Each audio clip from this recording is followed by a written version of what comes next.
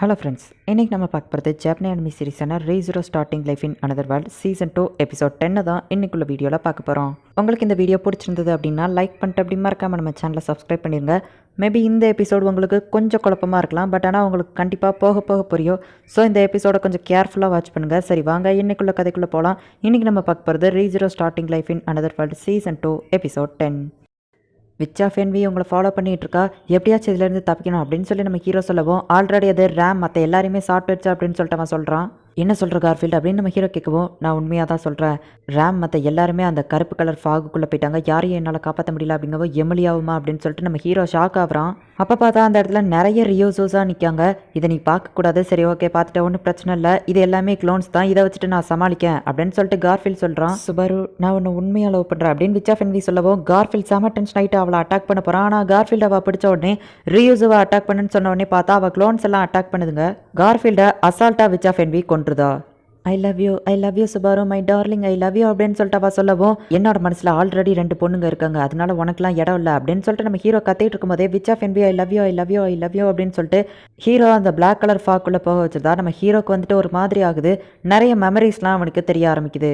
ஏக்கட்னா நீ ஃபஸ்ட்டே இது நடக்கும்னு தெரிஞ்சுதான் அந்த கர்ச்சீஃபில் ஏதோ ஒன்று பண்ணியா அப்படின்னு சொல்லிட்டு நம்ம ஹீரோ இப்போ அந்த கர்ச்சீஃப் எடுக்கிறான். அந்த கர்ச்சீஃபில் வந்துட்டு ஒரு கத்தி மாதிரி மாற்றிட்டு எனக்கு வேறு வழி தெரில அப்படின்னு சொல்லிட்டு அவனே குத்திக்கிட்டு தான். உடனே சுபாரு நோ அப்படின்னு சொல்லிட்டு அவள் வருத்தப்படுறா. நம்ம ஹீரோ அந்த ஹோடிஸை பிடிச்சி இழுக்கவும் பார்த்தா விச் ஆஃப் என்வி நம்ம எமிலியா தான். அவள் ரொம்பவும் வருத்தப்பட்டு இருக்கா. கண்டிப்பாக நான் உன்னை காப்பாற்றுவேன் அப்படின்னு சொல்லிட்டு நம்ம ஹீரோ இப்போ இறந்து போயிருந்தான். கண் முழிச்சு பார்த்தா ஷாங்ஷரிக்குள்ளே வந்து நிற்கான். திரும்பவும் நான் ஃபஸ்ட்லேருந்து ஸ்டார்ட் பண்ணுறேன் அப்படின்னு சொல்லிட்டு நம்ம ஹீரோ எமிலியாவை தொடலான்னு போகும்போது அவன் கையெல்லாம் நடுங்க ஆரம்பிக்குது. ரொம்பவும் அவன் பயப்படுறான். பார்த்தா இந்த தடவை எமிலியா அளவே இல்லை. சரி ஓகே அப்படின்னு சொல்லிட்டு எமிலியாவை எழுப்புறான். அவன் நார்மலாக தான் இருக்கா. பார்த்தா நம்ம ஹீரோ தான் ரொம்பவும் நடுங்கிட்டு இருக்கான். என்னாச்சு சுபாரு, எதனால் பயப்படுற, ஒன்றும் இல்லை அப்படின்னு சொல்லிட்டு நம்ம ஹீரோ ஆள ஆரம்பிக்கவும் எமிலியா சமாதானப்படுத்தி இப்போ அவனை வெளியே கூட்டிகிட்டு வரா. என்ன பாருசோ, எமிலியாவை காப்பாற்றுறேன்னு சொல்லிட்டு கடைசியில் எமிலியா தான் ஒன்றை கூட்டிகிட்டு வந்திருக்கா அப்படின்னு சொல்லிட்டு ரேம் அவனை கிண்டல் பண்ணுறா.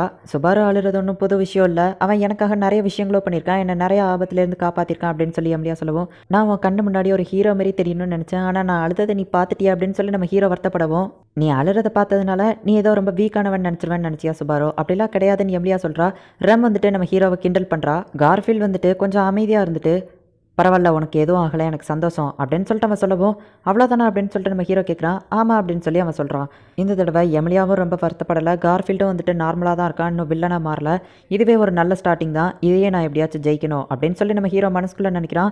ரேம் அவன்கிட்ட கொஞ்சம் தனியாக பேசணும் அப்படின்னு சொல்லி, நீ எனக்கு ஒரு ஹெல்ப் பண்ணணும், நான் இந்த இடத்துலேருந்து வெளியே போகணும், கார்ஃபீல்டை மட்டும் கொஞ்சம் பிஸியாக வச்சுக்கோ அப்படின்னு சொல்லவோ, சரி ஓகே ஆனால் பதிலுக்கு நீ 10 விஷயம் பண்ணணும் அப்படின்னு சொல்லி அவள் சொல்கிறா.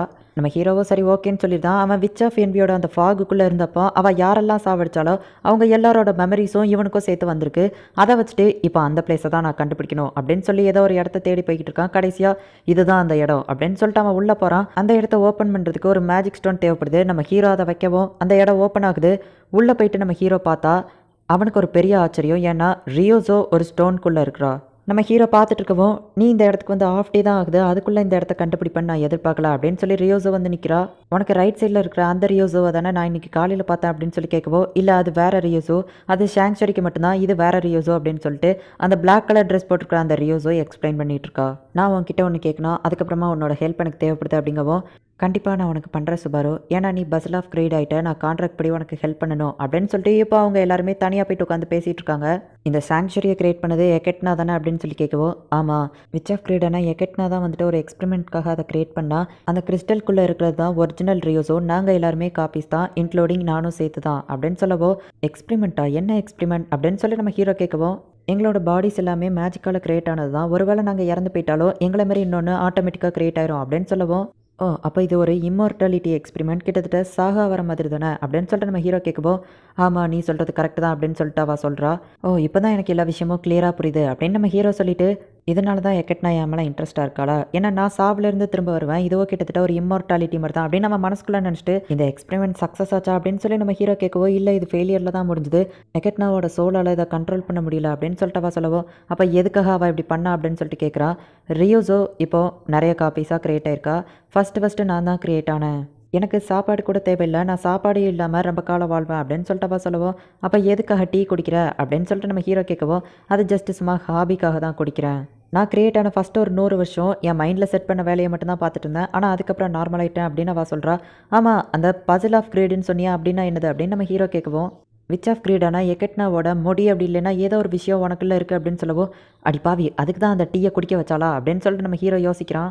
அது உனக்குள்ளே இருக்கிறதுனால தான் நீ சொல்கிற பேச்சு நாங்கள் கேட்போம், எங்களை கண்ட்ரோல் பண்ணுற அத்தாரிட்டி உனக்கு இருக்குது அப்படின்னு சொல்லிட்டு ரியோஸோ சொல்லவும், அப்போ கார்ஃபீல்ட் அவனும் வந்துட்டு அட்டன் பண்ணியிருக்கானா அந்த ட்ரையல்ஸை அப்படின்னு கேட்கவும், ஆமாம் அப்படின்னு சொல்லிட்டு அவள் சொல்கிறா.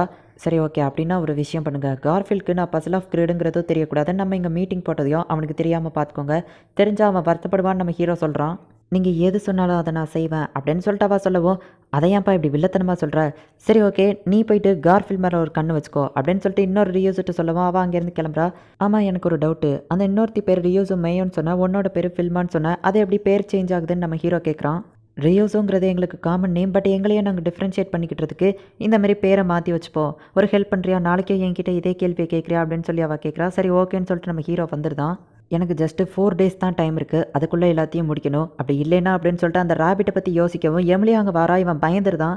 என்னாச்சு எம்லியா, இந்த நேரத்துக்கு இங்கே வந்திருக்க, ஒன்று பார்க்குறதுக்கு ஃபேரி மாரி அழகாக இருக்குது அப்படின்னு சொல்லிட்டு நம்ம ஹீரோ சொல்லவும், எதுக்காக சுபாரு என் மேலே கோவமாக இருக்குன்னு கேட்கவும், ஃபேரின்னு நான் உன்னை பாராட்ட தானே செஞ்சேன், ஆனால் ஃபேரிங்கிறது இங்கே ஈவில் அப்படின்னு சொல்லவும், இந்த உலகம் ஏன் தான் இப்படி டிஃப்ரெண்ட்டாக இருக்கும் அப்படின்னு நம்ம ஹீரோ வருத்தப்பட்டுட்டு இப்போ எம்லியா கூட உட்காந்து பேசிகிட்டு இருக்கான். என்னாச்சு மிலி, எதுக்காக சோகமாக இருக்கா, அந்த ட்ரையல்ஸை நினச்சா அப்படின்னு கேட்கவும், இல்லை ட்ரையல்ஸை நினச்சலாம் இல்லை, பங்க் நான் எவ்வளோ கூப்பிட்டு வரவே இல்லை அதனால தான் அப்படின்னு சொல்லிட்டு அவள் சோகமாக இருக்கவும், மிலி நான் எப்போவுமே உன்னை நம்புகிறேன் அப்படின்னு நம்ம ஹீரோ சொல்லுவோம். திடீர்னு என்ன பாராட்டுற அப்படின்னு அவள் கேட்குறா. திடீர்னுலாம் இல்லை, இது எப்போவுமே நான் உன்கிட்ட சொல்லணும்னு தோணுது தான், என்ன ஆனாலும் சரி நான் எப்போவும் உன் கூட இருப்பேன் அப்படின்னு சொல்லிட்டு நம்ம ஹீரோ சொல்லுவோம். ரொம்ப தேங்க்ஸ் சுபாரு அப்படின்னு அவள் சொல்கிறா. இப்போ நம்ம ஹீரோ தூங்கலான்னு போகவும், நீ வந்துட்டியா அப்படின்னு சொல்லிட்டு ஆர்த்தோ கேட்குறான். ஆமாம்மா கவலைப்படாதீங்க நான் வந்துட்டேன் அப்படின்னு சொல்லிட்டு இவன் கிண்டல் பண்ணுறான். உனக்கு என்னாச்சோ ஏதாச்சோன்னு பயந்துட்டேன் தெரியுமா, உனக்கு ஏதாச்சும் ஆபத்துனா கண்டிப்பாக நான் ஹெல்ப் பண்ணுவேன் அப்படின்னு சொல்லிட்டு ஆர்த்தோ சொல்லவோ, கத்தாதடா எல்லாரும் எந்திரிச்சிட்டு போகிறாங்க அப்படின்னு நம்ம ஹீரோ சொல்லிட்டு, எனக்கு தெரியும் அதனால தான் நான் இதை தனியாக பண்ணணும்னு நினைக்கிறேன் அப்படின்னு நம்ம ஹீரோ தூங்குறான். அடுத்த நாள் காலையில் சீக்கிரம் இருந்துச்சு, மேன்ஷனில் ஒரு வேலை இருக்குது, நான் போயிட்டு சீக்கிரமாக திரும்ப வந்துருப்பேன் எமிலியா அப்படின்னு சொல்லி எமிலியாவுக்கு ஒரு லெட்டரை எழுதி வச்சுட்டு நம்ம ஹீரோ அந்த இடத்துல இருந்து கிளம்புறான். மேன்ஷனில் என்ன நடக்குதுங்கிறத எப்படியாச்சும் நான் தெரிஞ்சுக்கிடணும், ஒருவேளை ஏதாச்சும் தப்பாயிடுச்சுன்னா எக்கெட்னா கிட்ட நான் ஹெல்ப் கேட்டுக்கலாம், ஏன்னா என்னால் மட்டும்தான் இதில் ஜெயிக்க முடியும் அப்படின்னு நம்ம ஹீரோ போயிட்டு இருக்கும்போது பார்த்தா கார்ஃபீல்ட் வந்து தடுக்கிறான். வெச்சு சென்ட் உன் மேலே அடிக்குது, நீ ஏதோ நாச வேலை பண்ண போகிற, எங்கே போயிட்டுருக்க அப்படின்னு சொல்லிட்டு கார்ஃபீல்ட் கேட்கவும், நேத்தோ என் மேலே அடிச்சதில்ல அப்போ கேட்காமா அதை ஏன் இப்போ வந்து கேட்குறா அப்படின்னு சொல்லிட்டு நம்ம ஹீரோ கேட்குறான். நீ விச்சஸ்கள்கிட்ட சேர்ந்தவன் தெரியும், இந்த சாங்சுரியை என்ன பண்ண போகிற அப்படின்னு கார்ஃபீல்ட் கேட்கவும், நம்ம ஹீரோ சிரிக்கிறான். எதுக்குடா சிரிக்கிறா அப்படின்னு கேட்கவும், நான் நினச்ச மாதிரியே தான் நீ இருக்க, உன்னை ரொம்பவும் ஈஸியாக கால்குலேட் பண்ண முடியுது அப்படின்னு சொல்லிட்டு நம்ம ஹீரோ ஏதோ ஒரு விஷயத்த சொல்லவோ கார்ஃபீல்ட் அவனை விட்டுருதான். அது எப்படி உனக்கு தெரியும், உனக்கும் சில சீக்ரெட்ஸ் இருக்குது, அதை நான் தெரிஞ்சுக்கிட விரும்பலை, நீ என்னை விட்டுரு, நான் விச்சஸ்கள்கிட்ட சேர்ந்தவன் கிடையாது, நான் எமிலியாவுக்கு தான் ஹெல்ப் பண்ணணும்னு நினைக்கிறேன் அப்படின்னு சொல்லிட்டு நம்ம ஹீரோ சொல்லவும், நீ இந்த சாங்சுரியை என்ன பண்ண போகிற, நான் ஃபஸ்ட்டே சொல்லிட்டேன் நான் எமிலியாவுக்கு தான் ஹெல்ப் பண்ணணும்னு நினைக்கிறேன், சாங்சுரியோ இந்த மக்களையும் நான் எதுவும் பண்ண போகிறதில்ல, இதில் நிறைய பிரச்சனை இருக்குது, நான் உனக்கு ஹெல்ப் பண்ணுறேன் அப்படின்னு சொல்லவோ, உனக்கு என்ன தெரியும் வலியை பற்றி, வலினா என்னன்னு உனக்கு தெரியுமா அப்படின்னு சொல்லிட்டு கார்ஃபீல்ட் வந்துட்டு கண்ணா பின்னான்னு கத்தவும், வலினா என்னன்னு எனக்கு நல்லாவே தெரியும், ஏன்னா நான் பல மட்டும் நரகத்துக்கு போயிட்டு வந்திருக்கேன், என்னை தவிர்த்து வேறு யாரும் அந்த இடத்துக்கு போகக்கூடாதுன்னு நினைக்கிறேன், அதனால தான் நான் இதை பண்ணுறேன் அப்படின்னு சொல்லிட்டு நம்ம ஹீரோ சொல்லிவிட்டு அந்த இடத்துல இருந்து கிளம்புறான். இப்போ மேன்ஷனுக்கு போயிட்டு, நீங்கள் இந்த மேன்ஷனில் இருக்க வேணாம், வில்லேஜ்க்கு போயிருங்க, ஒன்றை தான் நம்பியிருக்கேன் ஃபெட்ரிகா அப்படின்னு சொல்லவோ, ஃபெட்ரிகா ஓகேன்னு சொல்கிறா. நீ கொடுத்த இந்த குட் லக் சாம் கர்ச்சீஃப் எனக்கு ரொம்பவும் ஹெல்ப்ஃபுல்லாக இருந்தது பெட்ரா அப்படின்னு சொல்லி நம்ம ஹீரோ சொல்லவும், பெட்ரா ரொம்பவும் ஹாப்பியாகிறா. சரி ஓகே நான் என்னோட ட்ரெஸ் எல்லாம் பேக் பண்ணுறேன் அப்படின்னு சொல்லிட்டு அவள் அங்கேருந்து கிளம்பிடுதா. பெட்ரா ரொம்ப நல்ல பொண்ணாக இருக்கால்ல, சரி ஓகே நீங்கள் 2 பேரும் வில்லேஜ்க்கு கிளம்புங்க, நான் பியட்ரஸ்ட்டை பேசணும் அப்படின்னு சொல்லவோ, ஃபெட்ரிகா ஓகேன்னு சொல்கிறா. இப்போ நம்ம ஹீரோ நேராக பியட்ரஸை போய் பார்க்குறான். பியட்ரஸ் நீ என் கூட வரணும், நான் உன்னை கூட்டிகிட்டு போகிறேன் அப்படின்னு சொல்லி நம்ம ஹீரோ சொல்லவும், இந்த தடவையாச்சு ஒரு நல்ல முடிவு கிடைக்கும்னு நான் நம்புகிறேன் அப்படின்னு பியட்ரஸ் சொல்கிறா. இந்த இடத்துல இந்த எபிசோட் முடியுது. இந்த எபிசோடில் பல விஷயங்கள் உங்களுக்கு புரியாத புதிராகவே இருக்கலாம், ஆனால் போக போக அது கண்டிப்பாக புரியும். ஸோ எல்லா விஷயங்களையுமே நீங்கள் கேர்ஃபுல்லாக வாட்ச் பண்ணுங்கள். அண்ட் இந்த வீடியோ பிடிச்சிருந்தது அப்படின்னா லைக் பண்ணிட்டு அப்படி மறக்காம நம்ம சேனலை சப்ஸ்கிரைப் பண்ணிடுங்க. தேங்க்யூ ஃபார் வாட்சிங். பாய் கைஸ், நெக்ஸ்ட் எபிசோடில் மீட் பண்ணலாம்.